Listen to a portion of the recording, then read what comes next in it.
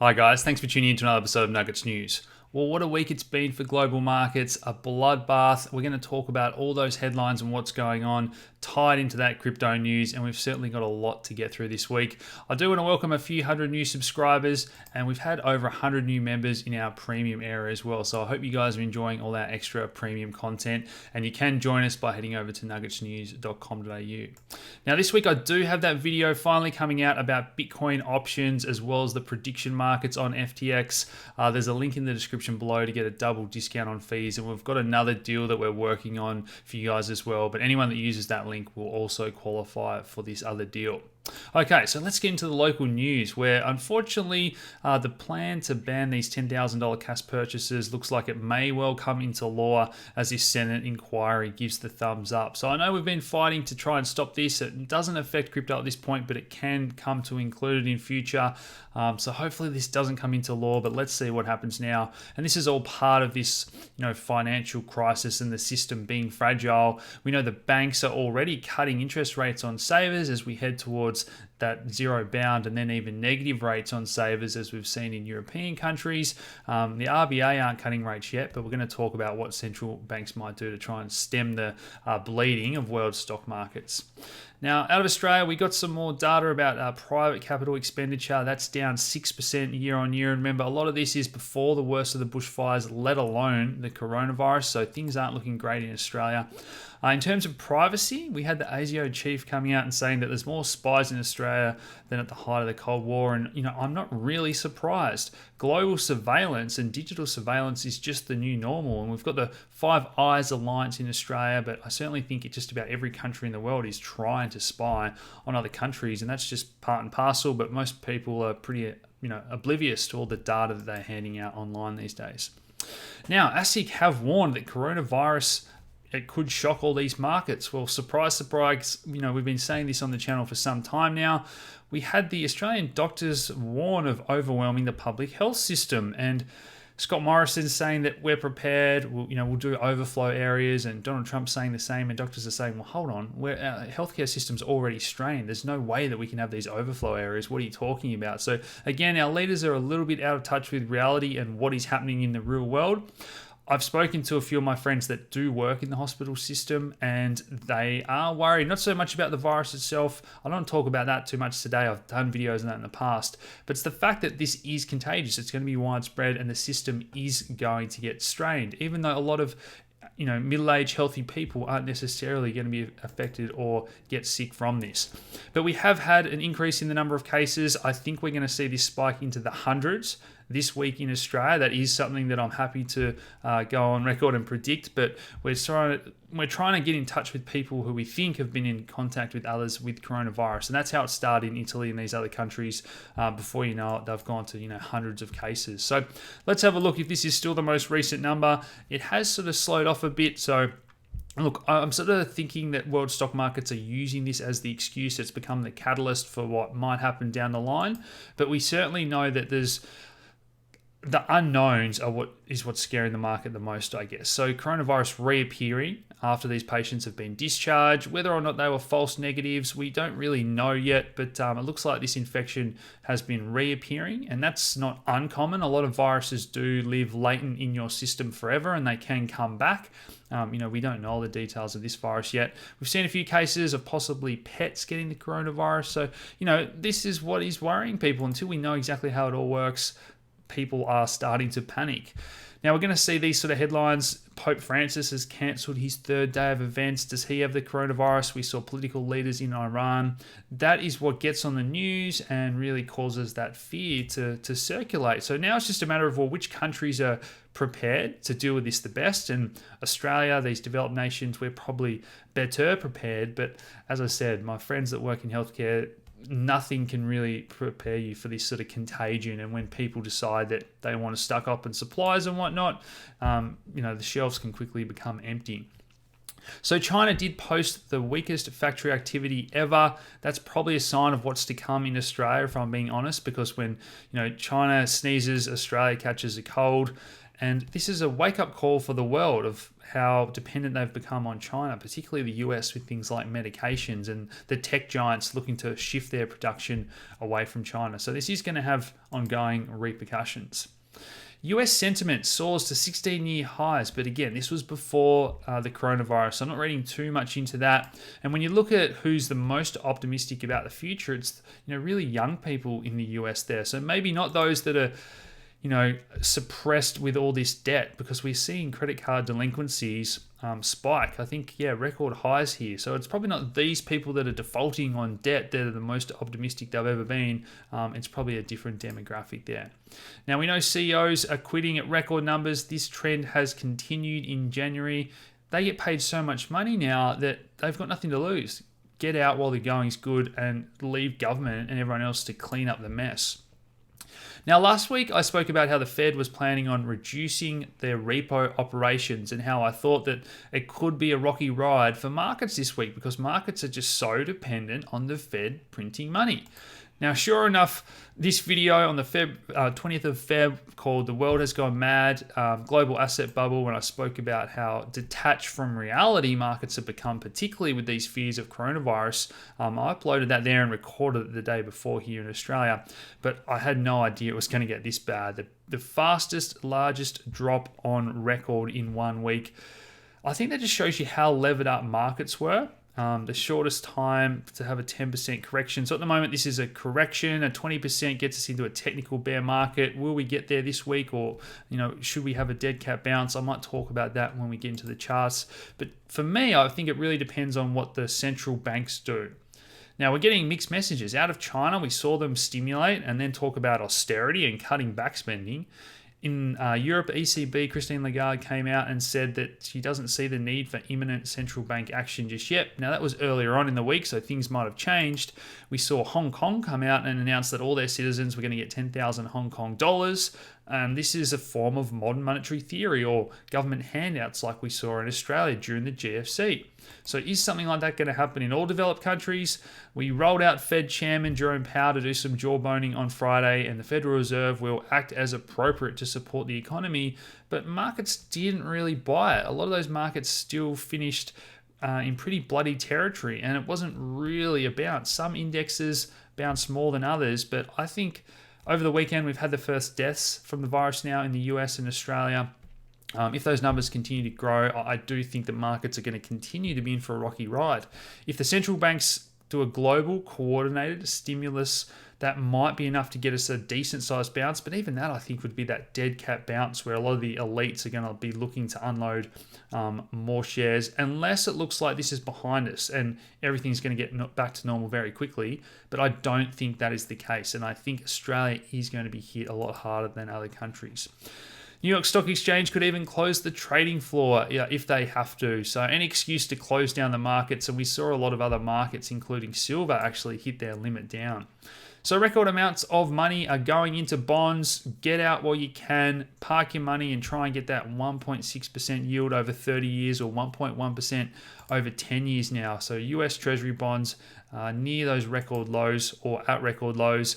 And this is what we see when the entire yield curve is flat or inverted now, and that generally leads recessions, which we've done videos on in the past. So look, it's not all doom and gloom. You can still make money, and hopefully by tying all these macro themes together, you're understanding how this world of investing works, and you can go into something like the Vanguard Bond Fund. TLT was one I spoke about the other night. Gold and silver have sold off like we've seen in the GFC. Bitcoin sold off as well recently, but once the dust settles, gold went on that sort of multi-year bull run. Bitcoin's probably going to do the same as people realize the financial system is broken. Is everyone going to look to US bonds until they get to negative rates? So have your options open, know how to trade this, know how to protect your wealth.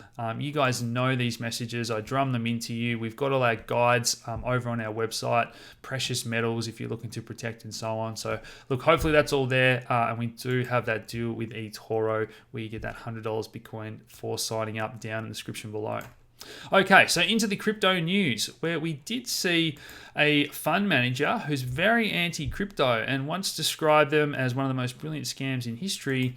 Well, he's come out and said that he wants to remove Twitter CEO Jack Dorsey, who, lo and behold, is very bullish on Bitcoin and trying to help develop the Lightning Network. So this is the battle of the elites, those that are pro-crypto and decentralization and those that want more power.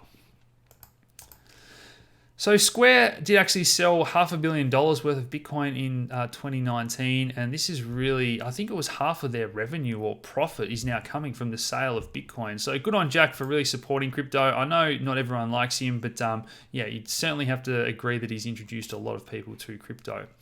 Speaking of introducing people to crypto, the Simpsons had their episode, and some people said they liked this. Some people thought it was a little bit too bland, or it was even, taking the piss a little bit out of what crypto is. So, look, depends where you sit there. But either way, the Simpsons, they're a really smart bunch of writers, and they have been ahead of the curve on a number of themes. So, look, hopefully we'll look back in a few years when everyone's using Bitcoin and say, the Simpsons predicted that as well. FTX token is undervalued, supported by the income approach and comparable analysis. So this was a good report by Token Insight. This was the first ICO I took part in 2019. It's done really well. I think we're up 100 or 200% on that FTT token. So that is one that I'm bullish on because the exchange is just a market leader in their products, but also I think that token has a lot of utility. But I actually didn't like the other half of what we saw this week with FTX coming out and looking to raise money to the tune of $1 billion valuation. So was it $100 million or $200 million? But either way, to give them $1 billion valuation, selling equity in the company. So I did a write-up on detail with more detail for members about what I think here. But unless you're going to use that to rapidly expand, you've already got your tokens. You've already done a raise there. I don't get why you need to be selling equity as well. So look, that makes me slightly less excited about the token, but overall, I still think it's going to be one of the better performers in the next bull market. Okay, so G20 urges countries to adapt these tough FATF rules on cryptocurrencies. So we know that these can't be legally enforced in every country around the world. It's just that they're kind of, encouraged. And if one country's not doing it, it can be frowned upon by others and, sanction this, that, and the other. But this is where countries are trying to get up with all the rules and really increase their monitoring of all these different crypto exchanges around the world. Now, what they're going to require from you is more KYC and data on every transaction, but this is the danger you face. We've now got an ex-employee leaking all these data and KYC from the Digitex exchange. So this is one that I don't actually use. Over 8,000 users affected. I hope none of you guys have been affected, but this is where we have to trust the exchanges when we hand over our personal information. And some of them you can still use unverified, but only for smaller amounts. Japan pumped the brakes on their digital currency this week.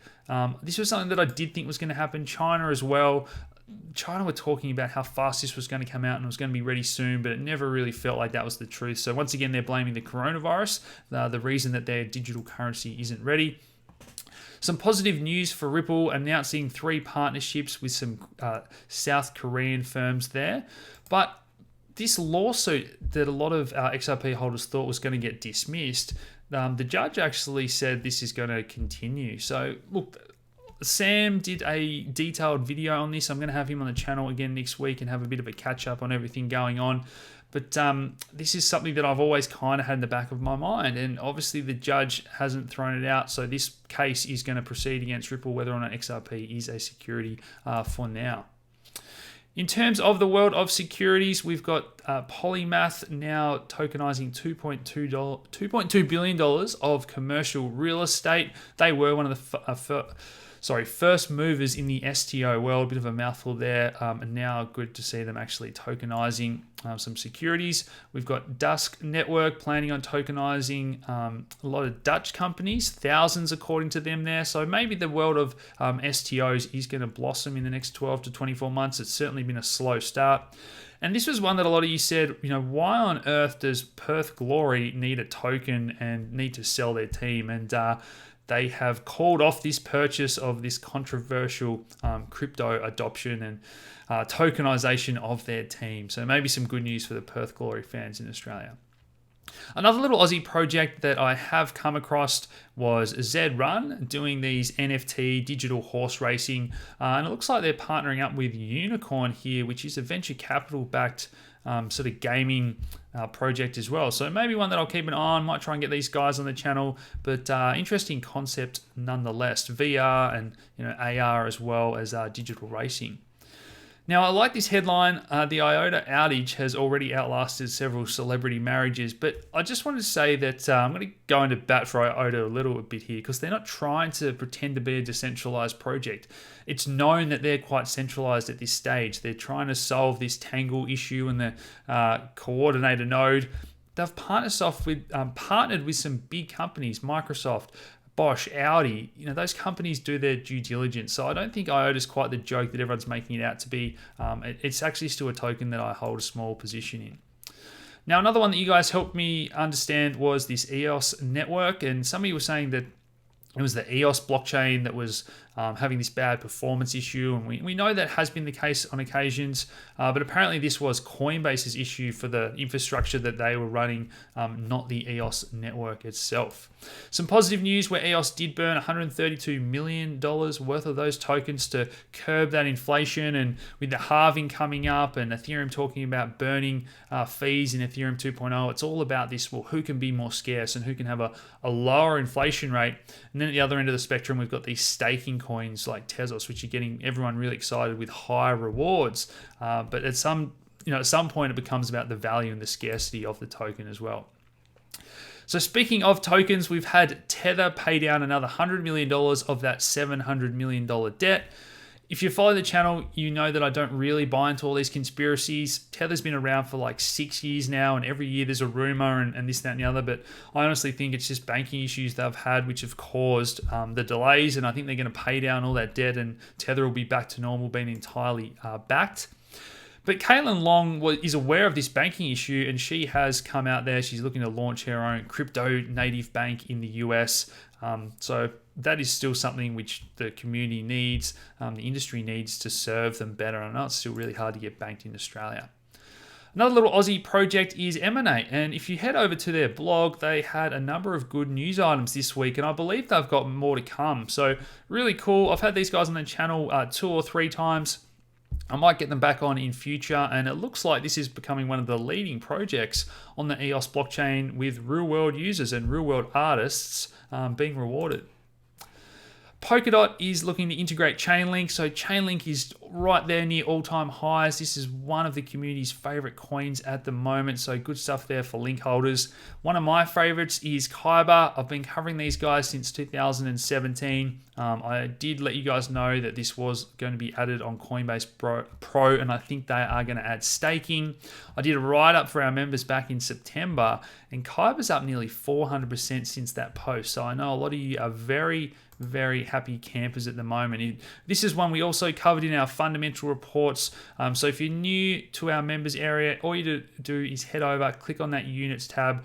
You'll find my portfolio, all the extra education. If you scroll right down to the bottom, you can get all our member-only reports. So that's gold and silver, as well as all our crypto fundamental analysis. All right, Coinbase Wallet have also integrated the ENS domain system. So this is the Ethereum name service where you'll be able to send your coins to the domain that you buy or the name that you want, so you don't have to remember that long string of letters and numbers anymore. We've got Handshake doing a similar thing on Bitcoin, and on Unstoppable Domains are doing a similar thing with Zilliqa as well. A supercharged DEX is launching on Ethereum, and this is Loopring. So they're using this ZK rollup technology, which is not only privacy focused, but it's scaling focused. So we can now do hopefully hundreds of transactions a second on Ethereum, on a DEX, and we're going to get the performance of a centralized exchange on a decentralized exchange. Very exciting stuff. Loopring, again, if you've got a way to get in touch with the team, I'd love to have them on the channel. Now, it's not all good news for Ethereum at the moment, where Vitalik's weighed in on this program proof of work debate. So if you don't know what program proof of work is, they want to introduce a change basically to make it harder for ASICs to continue to mine and dominate the Ethereum hash rate and ecosystem. Now, with the move to proof of stake, 12, 24 months away. This is something that may become an issue. I don't know where I fall on this. This is something that we're going to discuss in more detail in our monthly Ethereum update as well. But program proof of work makes it so that those ASICs can't game the system. And that's something that there's a lot of debate in the Ethereum community at the moment about. So into the Bitcoin news, we've got Peter Thiel-backed startup saying that Texas is the best place to mine Bitcoin. And this was the whole China versus US debate that I've been talking about, where the US are going to want a piece of that pie. Any global industry that's now multi-billion dollar, the US aren't just going to let China have all that piece of the pie. So I think all that extra power from gas and from these oil rigs and companies, we're going to see crypto mines set up next to them in the US. Good news by an Australian judge who has ruled that Bitcoin and all cryptocurrency, according to this article, can be used as security. So a legitimate financial product. This is good news. Now, a lot of people said that this isn't really a landmark case. A lot of things can be used as security or as collateral. So, look, I think it's a step in the right direction, that the fact that a judge is acknowledging Bitcoin as legitimate either way. Now, Warren Buffett's certainly not acknowledging Bitcoin as legitimate, and this is something that really, really frustrates me. He just doesn't understand tech, and everyone likes to talk about what Warren Buffett thinks about Bitcoin, but who really cares? Jamie Dimons of the world, Warren Buffett's, they're so out of touch with reality. Look at this example here. People in Lebanon waking up to find that they've lost 40% of their savings because the government are giving them a lower exchange rate than the official exchange rate when they go to get money out of the bank. So that right there is the exact reason that we're fighting for Bitcoin and a new fairer system. Don't worry about what these talking heads say. We've also seen the SEC slammed for shifting the standards of the Bitcoin ETF. So we had another ETF get rejected this week. And Crypto Mum, Commissioner Hester, came out and said that she's just so sick of this. They say that they're all for innovation. They want to be world leaders and this, that, and the other. Every time the ETFs have reworded or changed and tried to meet their impossible standards, nothing seems to get through. And a lot of people don't realize that the Winklevoss twins were trying to get ETFs through as early as 2014-15. So this has been going on for 5-6 years now. And there's plenty of other similar products in other countries around the world, but the US just doesn't seem to want to approve that ETF anytime soon. Now, a couple of bundle products that I'm really excited to launch. This is in conjunction with CoinSpot. So if you have a look in the link down below, I'm going to give you that affiliate link, another deal that we're working on with them. So anyone that uses that link will qualify for a bonus. Members, they do have a list of our premium members. You'll be getting a double bonus as well. But these are a couple of DeFi bundles and some Ethereum tech gaming computing bundles that I've helped put together with them. And not all the coins I want in those baskets are there yet, so we're going to work with the exchange to possibly add a few more. But this is really cool. This is what people want, these exposure to these different types of coins or segments, and hopefully this is a really easy way. So head over there, link below, and check that out. Final piece of news before we get into the TA.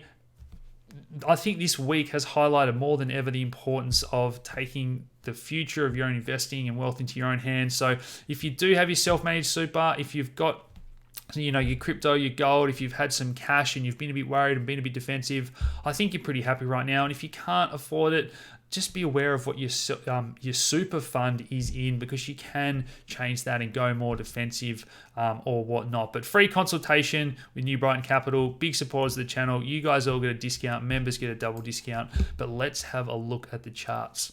So this is the weekly candle at the moment, and very important how this finishes in the next 12 or 18 hours, because it's at this stage it's not really a pretty candle when we're hoping for this to form more of a bull flag last week. So if we head over and look at the daily chart, we certainly did have this capitulation along with the stock market, which is not something that I love seeing. Obviously, we want gold to act like more of a safe haven. Gold had a better start to the week and then tanked as well. So this is that sort of scramble for liquidity like we saw during the GFC, where everything gets sold off initially. So it's not all over for Bitcoin or gold yet as safe havens if we enter more of a protracted bear market in stocks, but we certainly do just have to be cautious to see what traders are doing for now. At the moment, we're still holding this broadening, falling wedge.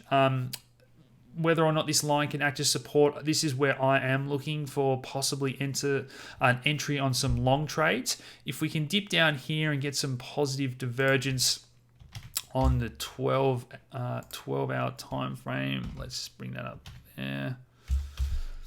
That's what we're looking for, because we've got that on the 4-hour, but at the moment we're just sort of chopping around, waiting to see whether or not traders are going to treat this as that sort of accumulation, double, triple bottom. But at the moment, I think people are waiting to see how bad the market open is on Monday. The bullish case for Bitcoin and gold is that central bank action and printing lots of money. The bearish case, I think, for everything is central banks don't do anything. Coronavirus cases get worse. In that instance, I think the selling could be likely to continue. It's not all bad news. Coins like Kyber and others are still going up. We've got plenty to be excited about. If you want my daily updates, head over to nuggetsnews.com.au to join us in our crypto community. Otherwise, that's it for this week, guys. Smash that like button, subscribe if you haven't already, share this video around, and I will talk to you again soon. Cheers.